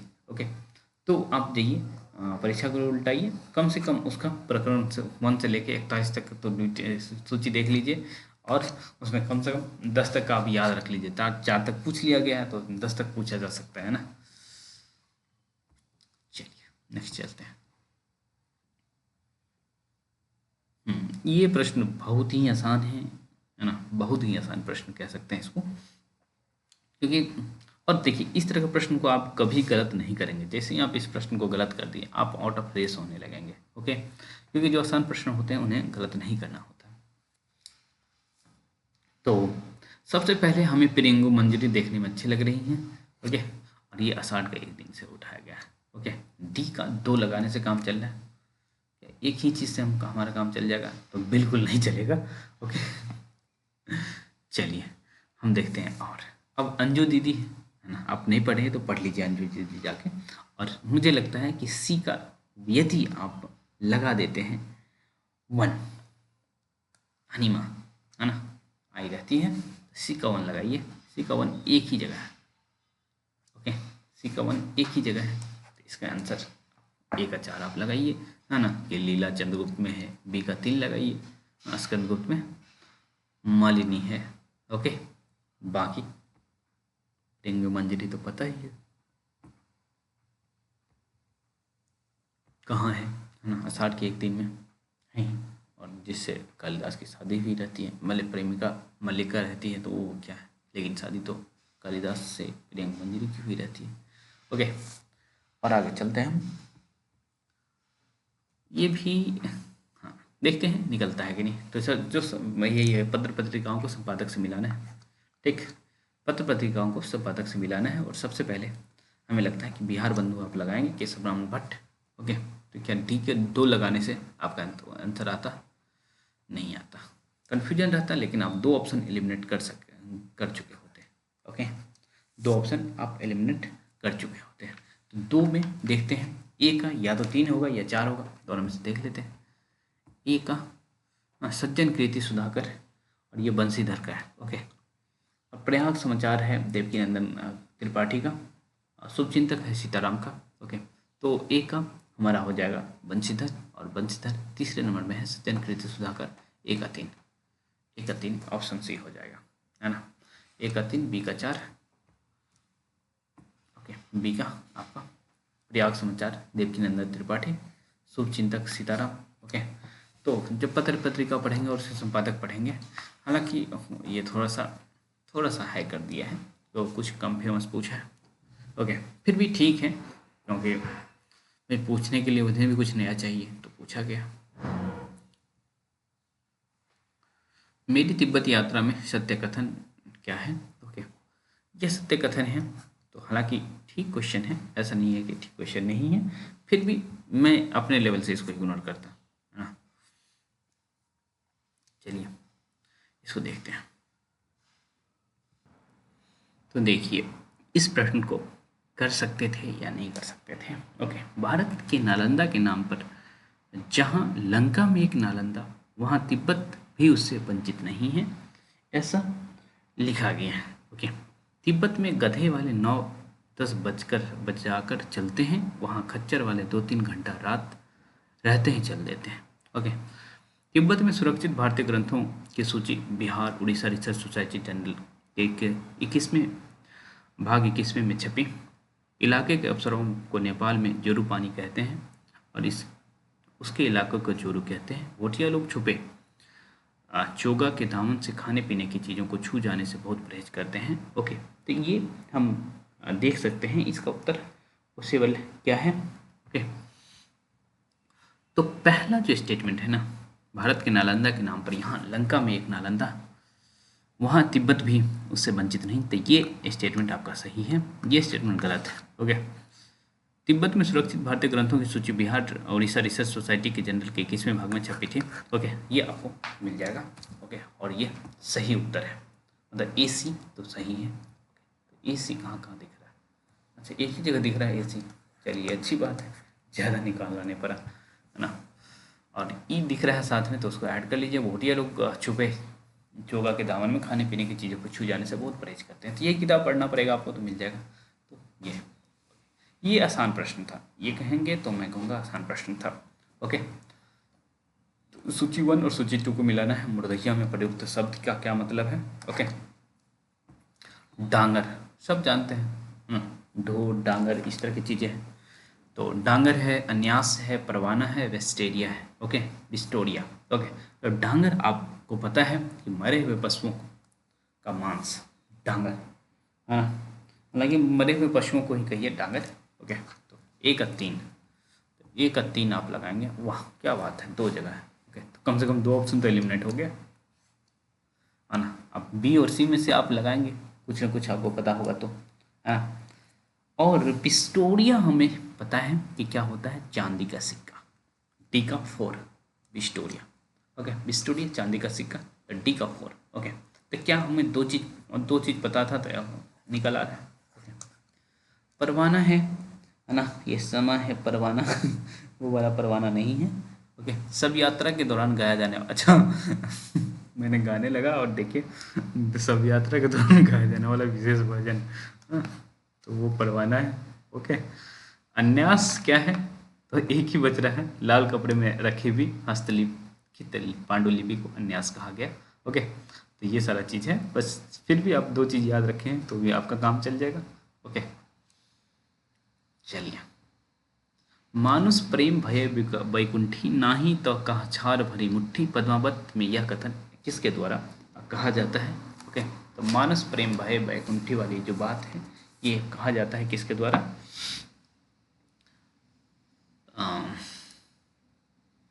हीरामन शुक जो तोता है उसके द्वारा कहा जाता है। तो ये आपका उत्तर सी हो जाएगा। पद्मावत का प्रकाशन वर्ष कब है वो बता दीजिए। ओके, जल्दी से बताइएगा, कितने खंड में है पद्मावत वो भी बताइएगा मुझे। ओके, और जो प्रतीक यूज किया गया है ना, जैसे अलाउद्दीन किसका प्रतीक है, गुरु सुवा जय पंथ दिखावा, जैसे सुवा जो है गुरु का प्रतीक है, रतन सेन और नागमती किसका प्रतीक है, सभी मुझे आप बता देंगे तो मुझे अच्छा लगेगा। चलिए, तो इसका आंसर क्या हो जाएगा? सी हो जाएगा।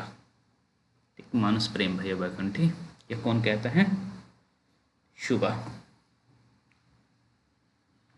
गोदान में आए प्रसंगों को पहले के बाद क्रम में लगाइए।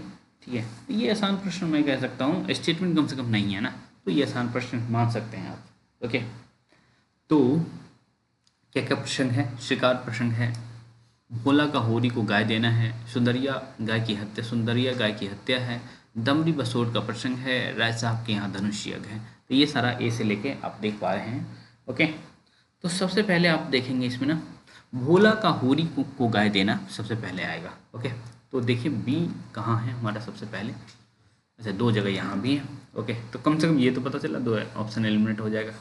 ओके, अब बी के बाद हम डिसाइड कर लें ई है या फिर डी है, तो हमारा काम बन जाएगा। भोला का होरी को गाय देना, उसके बाद डी पर ये तो क्या लिखा है, दमरी बेसोर का प्रसंग, और ई है राय साहब के यहाँ का धनुष्य यज्ञ। ओके, ये वास्तव में ये पहले होता है। ओके, दमड़ी बेसोर का प्रसंग जो है पहले आता है, उसके बाद राय साहब वाली बात आती है। ओके, तो ये ऑप्शन डी ई, फिर ए सी शिकार प्रसंग, और फिर उसके बाद सुंदरिया गाय की हत्या, ये इस तरह से याद रख सकते हैं आप। तो इसके लिए आपको ये कैसे कर पाएंगे, ये उपन्यास पढ़ेंगे तो ही कर पाएंगे। ओके, तो उपन्यास पढ़िए तो आपका हो जाएगा काम। पोर्टोनियम कॉलेज से संबंधित चीज़ें नहीं हैं। अच्छा, सही है लिखा हुआ है, नहीं सही, इसको भी ध्यान दीजिएगा आप लोग।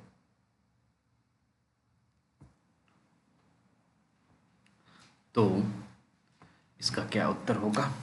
फोर्ट विलियम कॉलेज के संबंध में सही कथन। ईस्ट इंडिया कंपनी ने प्रशासनिक सुविधा के लिए सन में हदंत लगा लेते हैं 1800 में पोर्ट विलियम कॉलेज की स्थापना की। तो ये क्या गलत है? बिल्कुल गलत नहीं है। ओके, तो ऑब्वियस सी बात है कि ये तो सही है।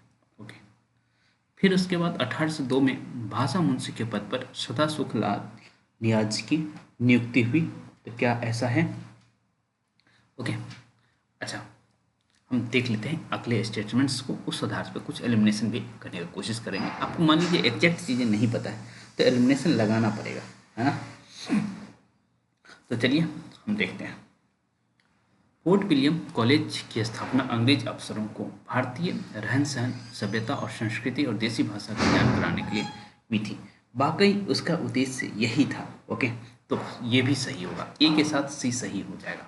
ओके, उसके बाद हम देखते हैं, और क्या हमारा इसी से काम चल जाएगा क्या? ए के साथ सी सही रहे तो काम हो सकता है हमारा। हाँ, ये देखिए, ए के साथ सी है तो हमारा काम हो जाएगा, है ना।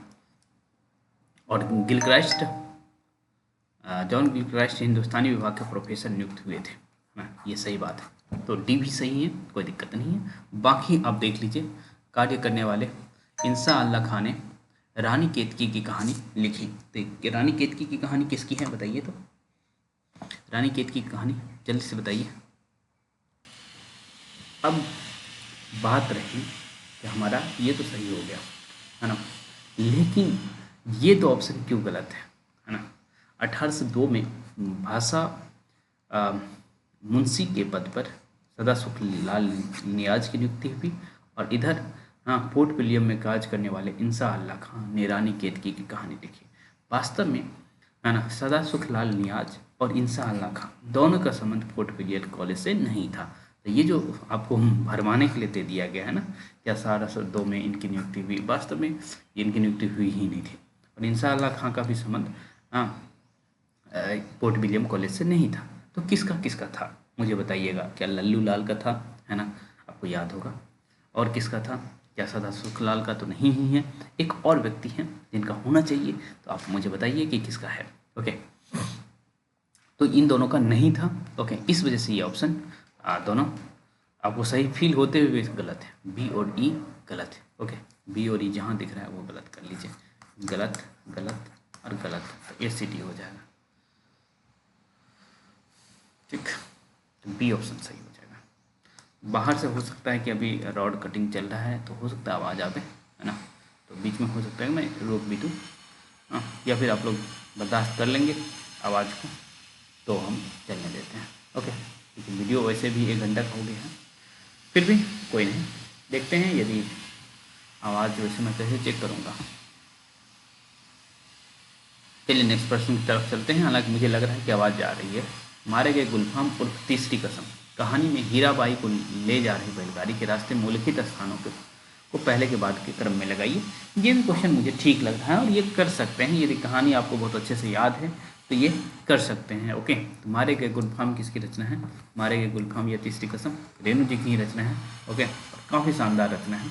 तो ये सबसे पहले यहाँ क्या आता है ना, तो सबसे पहले आता है चंपानगर, बी। उसके बाद आता है तेगछिया, डी।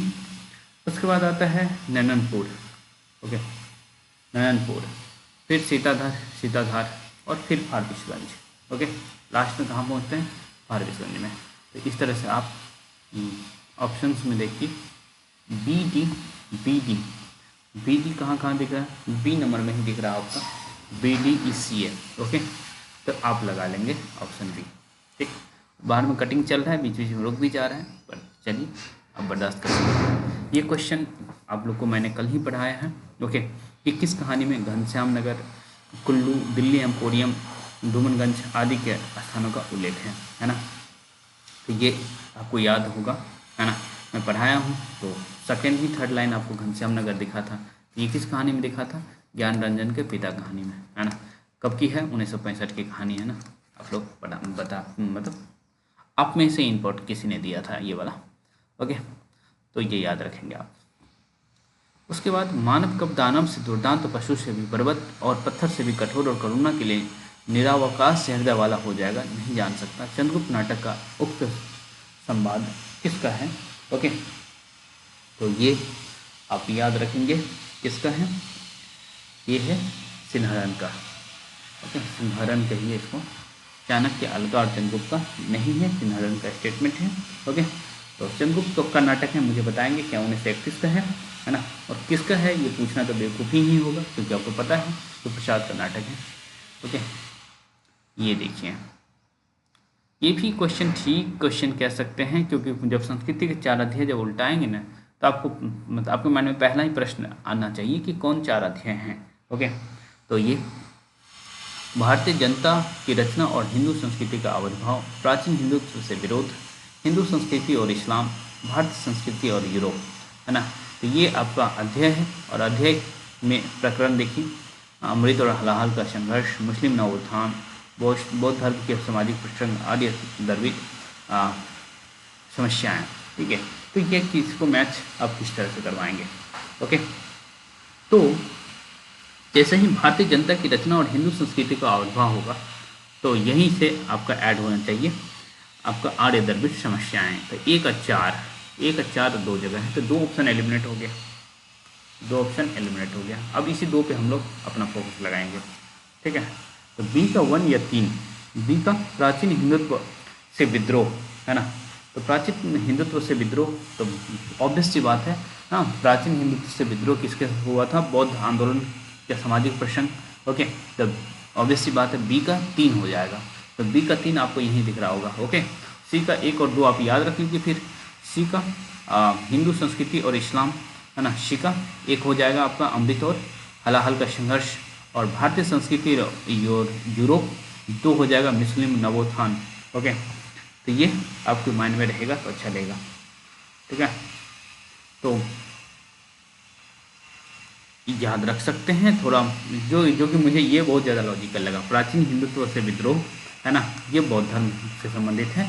बी का 3 यदि भी याद रहता तो आप कर सकते थे। देखिए बी का 3, हालांकि ये भी 2 जगह है, तो थोड़ा और इन्फॉर्मेशन चाहिए ही चाहिए, कम से कम 2 इन्फॉर्मेशन आपको रहना चाहिए। बाहर से आवाज़ आ रही है, पर आप मैनेज करेंगे। ओके, या फिर मैं इसको रोक दूँ, पर रोकना मुझे ठीक नहीं लग रहा। मैं चाह रहा हूँ कि 100 क्वेश्चन डिस्कस कर लूँ, अभी तक 35 क्वेश्चन ही डिस्कस हुआ है। ओके, पर ये लगातार आवाज़ भी आ रही थी, जो कि मुझे भी डिस्टर्ब कर रहा है। ओके, फिर भी देखते हैं कि 10 मिनट और रिकॉर्ड करके देखते हैं, यदि नहीं चुप होगा तो बंद कर लेंगे। ओके, साहित्य की महत्ता, साहित्य का मूल, साहित्य देवता, है ना, और साहित्य कला और प्रेम, ये निबंध का नाम है। निबंधकार आप देख पा रहे हैं, बाबू गुलाब राय, माखनलाल चतुर्वेदी, महावीर प्रसाद द्विवेदी और यशपाल, ये सारे हैं ना। तो कौन इसका क्या आंसर हो सकता है। सबसे पहले साहित्य का महत्ता जो है ना, ये लिखते हैं बाबू गुलाब राय। ओके, और साहित्य का मूल लिखते हैं माखनलाल चतुर्वेदी। ठीक है, और साहित्य देवता कौन लिखते हैं, साहित्य देवता लिखते हैं महावीर प्रसाद द्विवेदी। अच्छा, माखा 1 मिनट उल्टा हो गया, इधर साहित्य का मूल में हमने बोला सही, बस लगाया गलत। ओके, साहित्य देवता कौन लिखते हैं, महावीर प्रसाद द्विवेदी, इसको ऐसे ही कर लीजिए।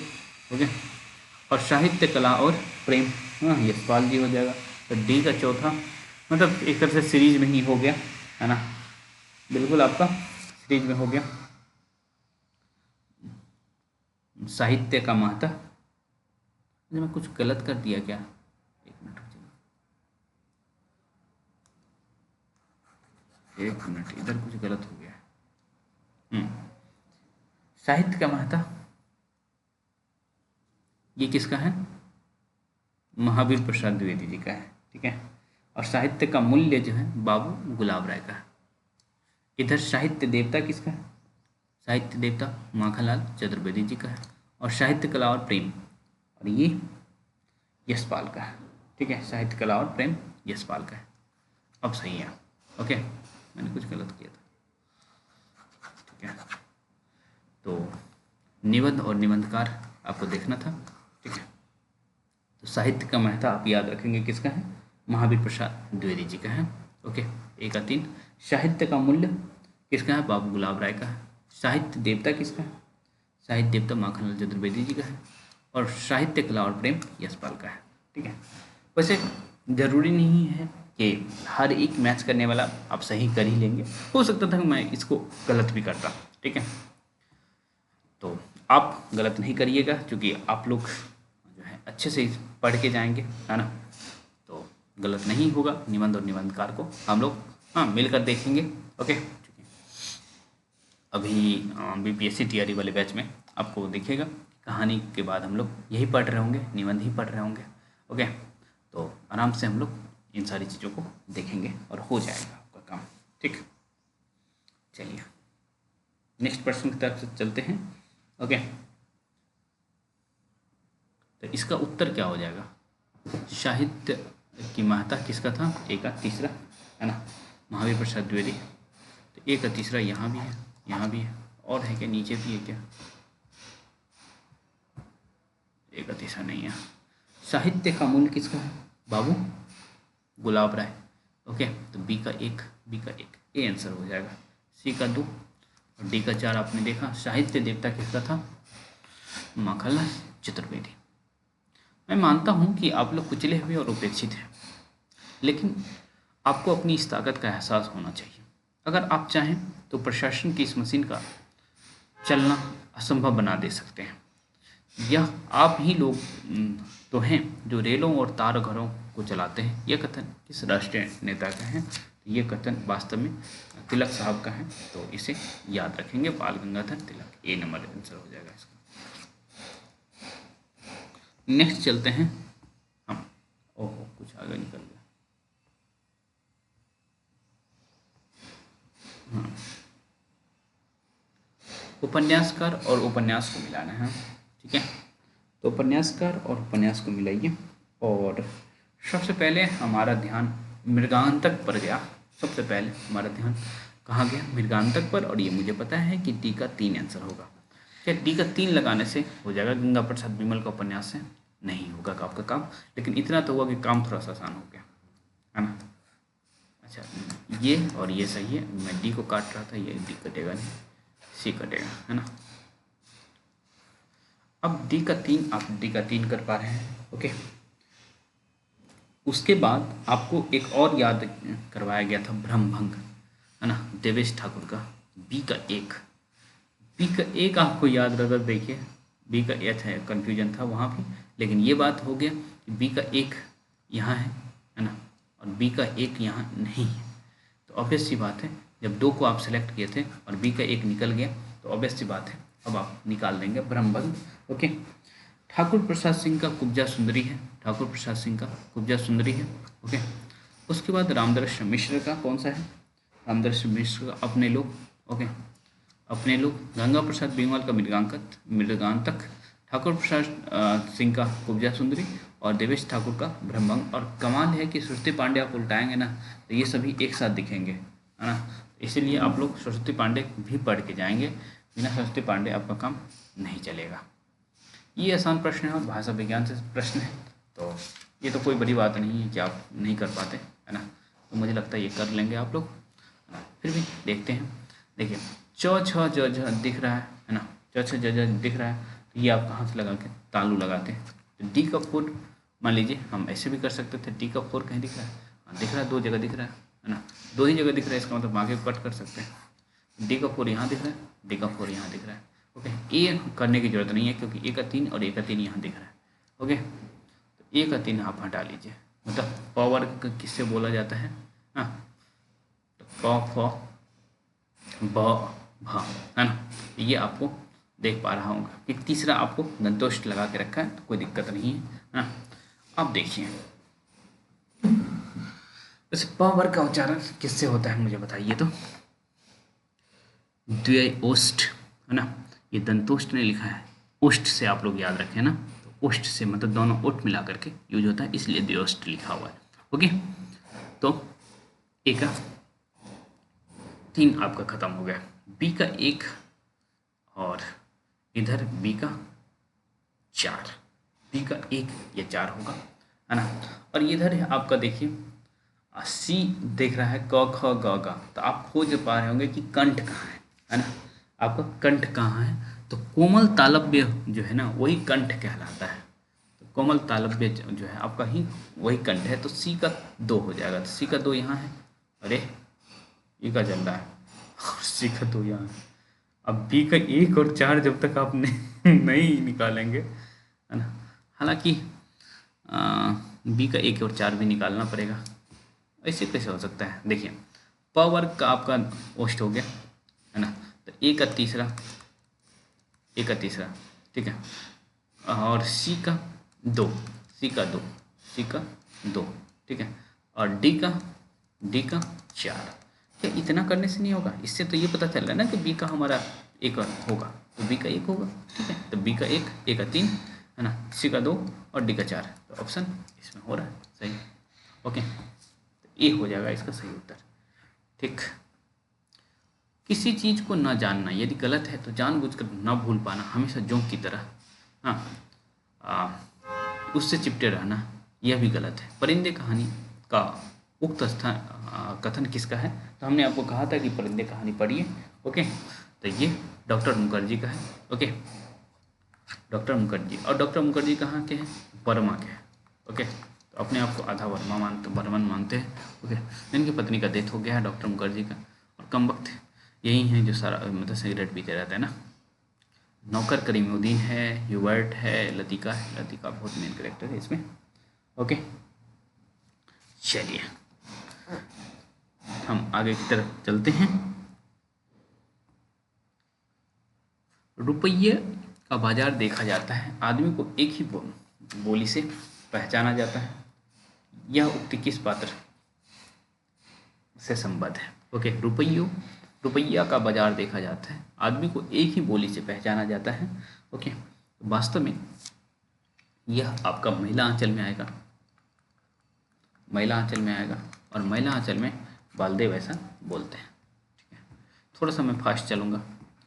झुनिया के को शरण देने पर पंचायत को दंड दिलाने के लिए होरी किसके हाथ अपने अपने घर को 80 रुपये में गिरवी रखता है? ओके, तो कौन सबसे बड़ा आप पढ़े थे?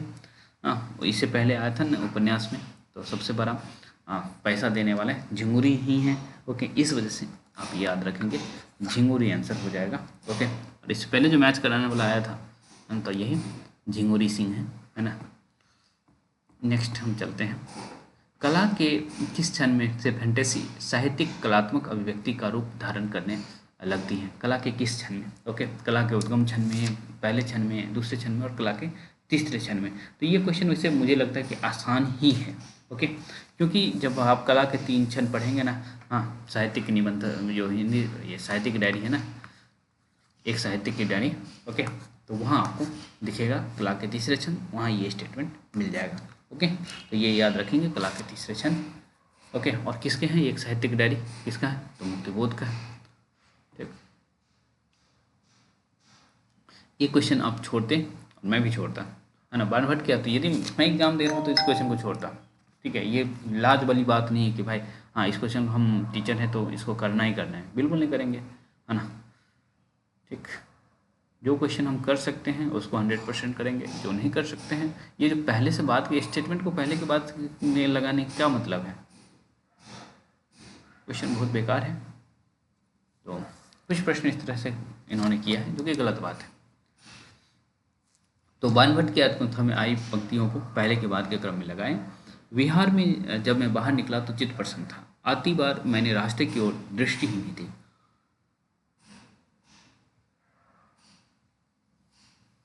आगे है, निपुणिका आंगन के बाहर मेरी प्रतीक्षा कर रही थी, उसकी सखी बनकर जब बाहर आया तो यद्यपि बाणभट्ट नाम से ही मेरी प्रसिद्धि है, पर यह मेरी वास्तविक नाम नहीं है। निपुणिका ने अपनी स्वामिनी को छिप और रखने के लिए जिस स्थान को चुना था उसके दर्शन मात्र से मेरा हृदय बैठ गया। भावी जीवन की रंगीन कल्पनाओं में डूबते उतराते मनुष्य को आसपास देखने का फुर्सत कहाँ होती? ओके, तो ये प्रश्न है, और इस प्रश्न को मैं दिल पर हाथ रख के कह रहा हूँ कि इस क्वेश्चन को छोड़ता मैं। ठीक है, कोशिश करता, भले बाद में कोशिश करता, लेकिन फर्स्ट राउंड में इवन पूरा जब फर्स्ट पेपर सेकंड पेपर दोनों कर लेता तभी करता इस प्रश्न को, है ना। क्योंकि मैं स्टेटमेंट्स को क्यों क्रम में रखूँ, कोई मतलब नहीं है ना। ओके, तो इसका जो उत्तर हो जाएगा ना, उत्तर हो जाएगा यदि बाणभट्ट नाम से मेरी, यद्यपि मेरे बाणभट्ट नाम से मेरी प्रसिद्धि है पर यह मेरा वास्तविक नाम नहीं है। सी सबसे पहले आएगा, और 2 जगह सी सबसे पहले है। ओके, इसमें भी है और इसमें भी है, तो 2 ऑप्शन आपका खत्म हो जाएगा। ओके, उसके बाद जो है ना, भावी जीवन की रंगीन कल्पनाओं में डूबते उतराते मनुष्य को आसपास देखने की फुर्सत कहाँ होती है, ये हो जाएगा। फिर बी डी ए आप देख पा रहे हैं दोनों जगह अलग हो गया, तो फिर बी आंसर लगा लीजिए। लेकिन मैं यही आपको सजेस्ट करूँगा कि आप इस प्रश्न को बाद में करेंगे, है ना, या फिर तुक्का लगा सकते हैं इस प्रश्न में। तो 2-3 अभी तक हमने कहा है कि तुक्का आप लगाइए, है ना। अब ये एक जैसे हम निबंध वाला, हो सकता है कि मैं गलत कर सकता था, ऐसा भी नहीं है कि हम सही ही करते, ठीक है। लेकिन ठीक है, हमें यदि आपका मैथ्स अच्छा है तो 30 प्रश्न गलत भी करना है, यदि मैथ्स अच्छा नहीं है तो 20 प्रश्न गलत करना है। हाँ, तो वैसे हमारा तो न 30 न 20 न 20 का हो गया तो 25 25 कितना हो गया तो 27 प्रश्न गलत हुए। कितने प्रश्न गलत हुए हमारे?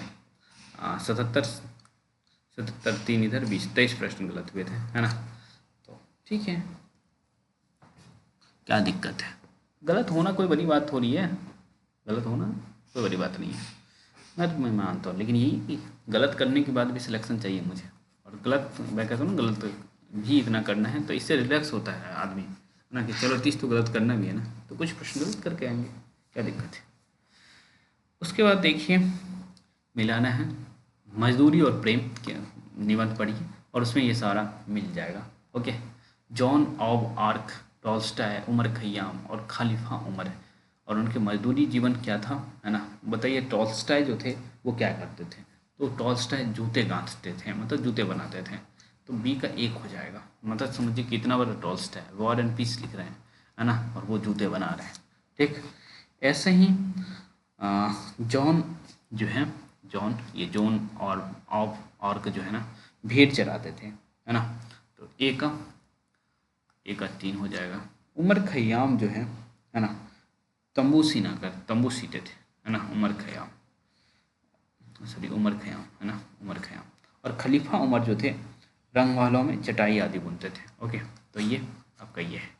तो ए का 3 लगाइए, ए का 3 यहाँ 2 जगह दिख रहा है। ओके।